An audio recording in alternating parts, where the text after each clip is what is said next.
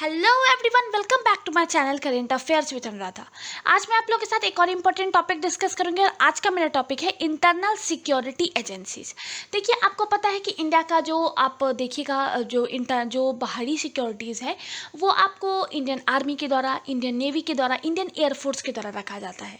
लेकिन देश के अंदर की जो सिक्योरिटी है वो इन इंटरनल सिक्योरिटी एजेंसीज के द्वारा रखा जाता है। मैं आपको बता दूं कि इंडियन आर्मी, इंडियन नेवी और इंडियन एयरफोर्स ये तीनों आपको मिनिस्ट्री ऑफ डिफेंस के अंदर आते हैं। लेकिन ये जो इंटरनल सिक्योरिटी एजेंसीज हैं इसमें से कुछ आपको मिनिस्ट्री ऑफ डिफेंस, कुछ आपको मिनिस्ट्री ऑफ होम अफेयर्स के अंदर आता है। आज के इस वीडियो में मैं आपको इस टॉपिक को डिटेल में डिस्कस करूंगी कि कौन कौन सी फोर्सेस का क्या काम है, ये भी मैं आपके साथ डिस्कस करूंगी। अगर मैं आपको एग्जाम पॉइंट ऑफ व्यू से बता दूं तो यहाँ से 3 क्वेश्चंस बनते हैं।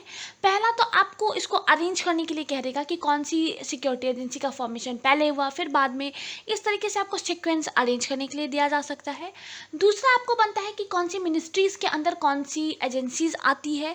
और तीसरा क्वेश्चन आपको बनता है इनका हेडक्वार्टर या फिर एस्टैब्लिश्ड ईयर, इसको लेकर के आपको क्वेश्चन बनता है। आज के इस वीडियो में इन तीनों टॉपिक को मैं आपके साथ डिटेल में डिस्कस करूंगी और क्या ये जो इंटरनल एजेंसीज हैं इनका क्या काम है, इनका क्या फंक्शन है, इस चीज़ को भी मैं आपके साथ डिटेल में डिस्कस करूंगी। जो लोग मेरे चैनल पे नए हैं या फिर जिन लोगों ने नहीं देखा है, मैंने रिसेंटली आप लोगों के लिए पीडी अक्टूबर का डिटेल एनालिसिस अपलोड किया है। अगर आपने नहीं देखा है तो ऊपर आई कार्ड में लिंक प्रोवाइड कर दूंगी, एक बार जा करके ज़रूर देख लीजिएगा। जो लोग मेरे चैनल पर नए हैं प्लीज़ लाइक शेयर और सब्सक्राइब ज़रूर कीजिएगा। बेल बटन को भी प्रेस करके जाइए ताकि मेरे जितने भी अपकमिंग वीडियोस होंगे उसका नोटिफिकेशन आपके पास सबसे पहले आए। Let's start. चलिए, सबसे पहले हम लोग कुछ बेसिक चीज़ें जान लेते हैं।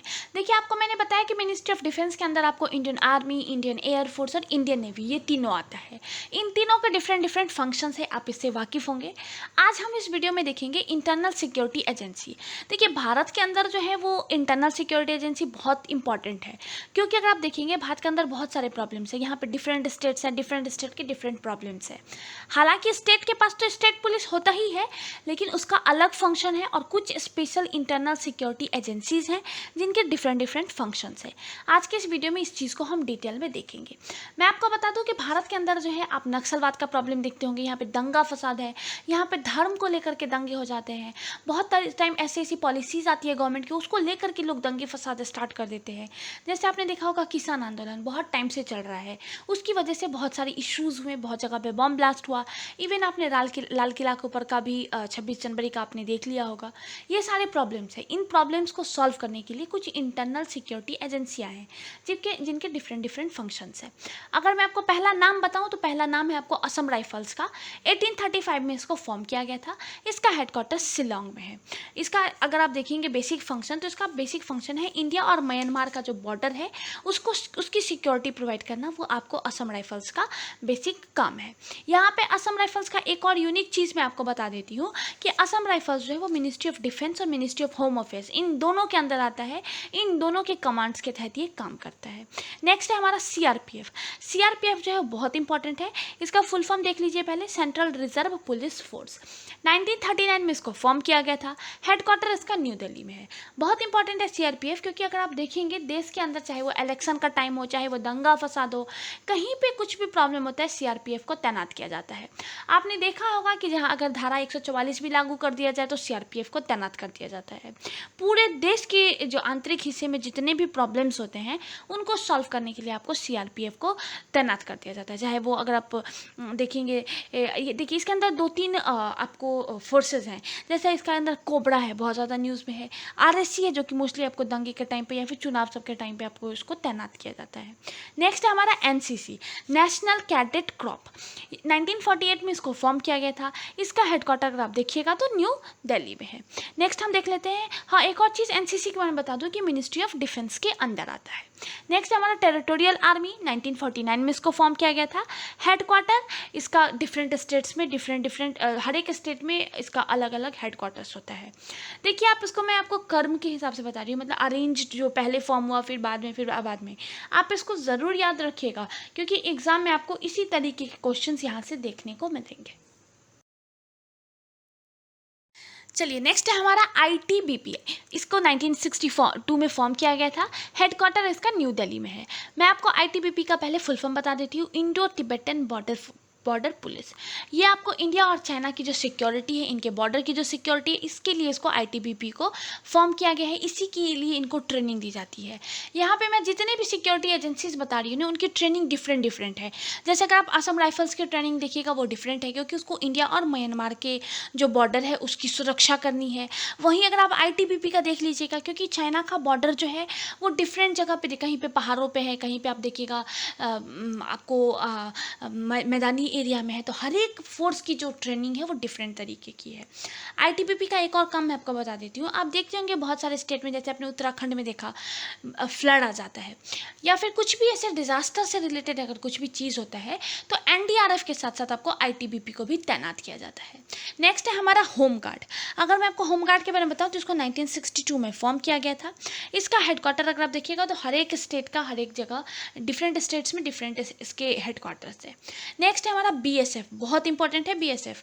पहले आप इसका फुल फॉर्म देख लीजिए, border security force. India Pakistan और इंडिया बांग्लादेश, ये जो दो बॉर्डर्स हैं, इनकी सुरक्षा के लिए बीएसएफ को तैनात किया जाता है। इनकी ट्रेनिंग इसी हिसाब की होती है। अगर मैं आपको इंडिया पाकिस्तान का बॉर्डर बता दूं, तो इंडिया पाकिस्तान का बॉर्डर आप देखते होंगे कि कहीं पे आपको पहाड़ों पे है, कहीं पे आपको जैसे रन ऑफ कच्छ का एरिया है, फिर आप राजस्थान के साथ देखिएगा, क्योंकि पाकिस्तान के साथ हमारा बॉर्डर बहुत लंबा चौड़ा है। तो क्या होता है कि डिफरेंट स्टेट्स में डिफरेंट टेरिटोरियल कंडीशंस में बॉर्डर डिफरेंट है, जिसके लिए बीएसएफ को तैयार किया जाता है, बीएसएफ को उस तरीके की ट्रेनिंग दी जाती है। देखिए आपको मैं बता दूं कि दो तरीके का बॉर्डर होता है। पहला आपका होता है एफडीएल और एक होता है आईबीएल। तो अगर आप इंडिया और पाकिस्तान के साथ देखिएगा तो हमारा जो बॉर्डर है वो फॉरवर्ड डिफेंस लाइन का है। वहीं अगर आप हमारा इंडिया बांग्लादेश का बॉर्डर देखिएगा तो आईबीएल का है, इंटरनेशनल बॉर्डर लाइन। आपको मैं इसका डिफरेंस बता देती हूँ। देखिए एफडीएल के अंदर क्या होता है कि आपको फेंसिंग जो होती है वो बहुत पास पास की रहती है। उधर से पाकिस्तान की आपको आपको उनके फ़ौजी जो होते हैं वो चलते रहते हैं, वो उनको सिक्योरिटी प्रोवाइड करते हैं अपनी अपनी कंट्री को। फिर यहाँ पे हमारे फ़ौजी होते हैं, मतलब इनका जो अगर आप बॉर्डर देखिएगा ना बहुत पास पास होता है। लेकिन वही अगर आप देखिएगा एफडीएल, जैसे हमारा इंडिया और बांग्लादेश के साथ है, सॉरी आईबीएल, इंडिया और बांग्लादेश इंटरनेशनल बॉर्डर लाइन, तो यहाँ जो बॉर्डर है उसके बीच में आपको काफ़ी ज़्यादा स्पेस दिया जाता है। तो यहाँ पे जो आपको जो तैनाती की जाती है सेना के जवानों की, वो आपको डिफरेंट तरीके की होती है। तो आपको बेसिकली यहाँ पे याद रखना है कि बीएसएफ जो है वो इंडिया पाकिस्तान और इंडिया बांग्लादेश इन दो को सिक्योरिटी प्रोवाइड करता है। इन दो की जो सुरक्षा है वो बीएसएफ के हाथ में होती है। इसको आपको मिनिस्ट्री ऑफ डिफेंस के तहत इसको आपको तैयार किया गया है। मिनिस्ट्री ऑफ डिफेंस के अंदर बीएसएफ आपको आता है। नेक्स्ट हम देख लेते हैं आपको सीआईएसएफ। 1969 में इसको फॉर्म किया गया था। इसका हेडक्वार्टर भी आपको न्यू दिल्ली में है। पहले आप इसका फुल फॉर्म देख लीजिए। सीआईएसएफ का फुल फॉर्म है central industrial security force. Basically ये जो है वो आपको जैसे आप देखिएगा एयरपोर्ट पे, रेलवेज पे, मेट्रो में, फिर आपको सेल है, गेल है, आईओसीएल है, इन सारी जगहों की जो सिक्योरिटी होती है वो सीआईएफ के हाथ में होती है। इसके जो जवान होते हैं उनको डिफरेंट तरीके की ट्रेनिंग दी जाती है। मैंने बार बार बोला कि जो डिफरेंट सिक्योरिटी एजेंसीज हैं उनकी ट्रेनिंग उनके काम के हिसाब से डिफरेंट उनकी जो ट्रेनिंग होती है वो डिफरेंट होती है।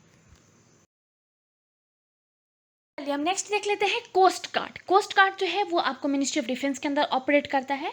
Work in close corporation with the Indian navy, the department of fisheries, department of revenue and the central and state police force. इनके साथ मिलकर के ये काम करता है, मिनिस्ट्री ऑफ डिफेंस के अंदर ये काम करता है। 1977 में इसको फॉर्म किया गया था, न्यू दिल्ली इसका हेडक्वार्टर है। नेक्स्ट है हमारा नेशनल सिक्योरिटी गार्ड, जिसको हम एनएसजी भी कहते हैं। 1984 में फॉर्म किया गया था, न्यू दिल्ली में इसका हेडक्वार्टर है। ये आपको मिनिस्ट्री ऑफ होम अफेयर्स के अंदर आता है। देखिए इसका अगर मैं आपको बेसिक फंक्शन बताऊं ना, तो ये स्पेशलिस्ट फोर्स है to tackle terror activity in any part of the country. It is the world class zero error force. देखिए जब देखा आपने कि देश में प्रधानमंत्रियों के ऊपर भी अटैक होने लग गया, उस टाइम पे एनएसजी को फॉर्म किया गया था। ये एक ऐसी फोर्स है जो गलती नहीं करती है। इवन अगर आप इसका मोटो भी देखेंगे ना, सर्वत्र सर्वोत्तम सुरक्षा, ये इसका मोटो है। इसको हम ब्लैक कैट के भी नाम से भी जानते हैं। इसका बेसिक फंक्शन अगर आप एनएसजी का देखिएगा तो इसका बेसिक फंक्शन है बॉम्ब डिस्पोजल के लिए काम करती है, ये काउंटर हैकिंग टास्क के लिए काम करती है, पोस्ट ब्लास्ट इन्वेस्टिगेशन के लिए काम करती है, होस्टेज रेस्क्यूज़, इन सब चीज़ों के लिए ये आपको बेसिकली नेशनल सिक्योरिटी गार्ड जो है वो काम करती है। 1984 में इसको फॉर्म किया गया था। इसका अगर आप हेडक्वार्टर देखिएगा तो न्यू दिल्ली है। इसी तरीके से एक और नेशनल सिक्योरिटी एजेंसी है जिसको हम SPG बोलते हैं। देश के प्रधानमंत्रियों या फिर जितने भी हाई लेवल के मिनिस्ट्रीज़ वगैरह हैं उनको सिक्योरिटी प्रोवाइड करने के लिए स्पेशल SPG जो है इसको फॉर्म किया गया था। इसी के साथ जितने भी हमारे इंटरनल सिक्योरिटी एजेंसीज हैं उनको मैंने आपको कवर करा दिया है। इसके बाद इंडिया में सिक्योरिटी देखने के लिए बहुत सारी आपको जांच एजेंसियां हैं, बहुत सारी खुफिया एजेंसी है, जिसमें से आपको खुफिया एजेंसी देखिएगा तो आपको रॉ है, IB है। वहीं अगर आप जांच एजेंसी देखिएगा तो CBI है। ऐसी बहुत सारी एजेंसीज है जो आज के टाइम पे इंटरनल सिक्योरिटी के लिए इंडिया के अंदर काम कर रही है। देखिए ये टॉपिक मैंने आपको कवर करा दिया। कुछ भी डाउट होगा मुझे कमेंट सेक्शन में ज़रूर बताइएगा। यहाँ पे मैं आपको एक और पॉइंट बता देती हूँ कि आप जैसे जैसे इनका फॉर्मेशन हुआ है ना year wise, like Assam rifles को सबसे पहले फॉर्म किया गया था। अगर सबसे लास्ट में अगर आप देखिएगा तो NSD को फॉर्म किया गया था।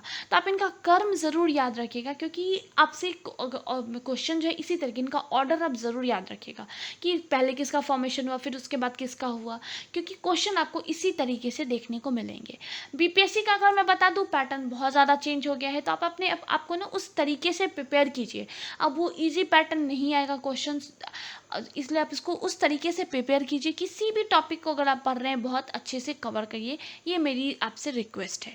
और हाँ, BPSC का फॉर्म स्टार्ट हो चुका है फिल करना। अगर आपने नहीं फिल करा है तो एज सुन एज पॉसिबल आप अपना फॉर्म फिल कर लीजिए, और फॉर्म फिल करने से पहले एक बार नोटिफिकेशन को ज़रूर पढ़ लीजिएगा। मेरी तरफ से ये भी आपको एक रिक्वेस्ट है।